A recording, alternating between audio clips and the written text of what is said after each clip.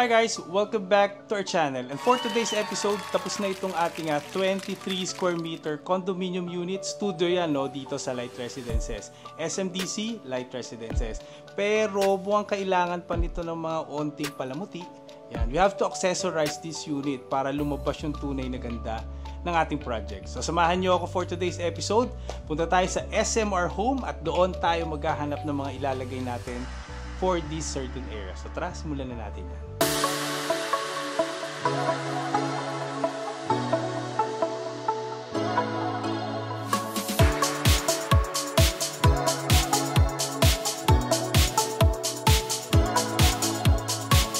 Okay guys, so kahapon nagpunta tayo sa SMR Home. Ayan, may kita nyo, dami nating nakuha, no? So para maganda sa SMR Home ngayon, isang punta mo na lang, nandun lahat ng kailangan mo. Mapa-living yan, mapa-dining area. Just to accessorize yung unit, andun yung iba't ibang klase ng variants. So meron tayo dito mga plants, meron tayo mga vases, meron tayo dito mga marbles, meron tayo mga metals, actually pati linens nandito. So mamaya lalagay natin yan. Papakita ko sa inyo how these items will make our space more vibrant. Saka magkakaroon siya ng magandang ambience, aesthetic kumbaga. So paano?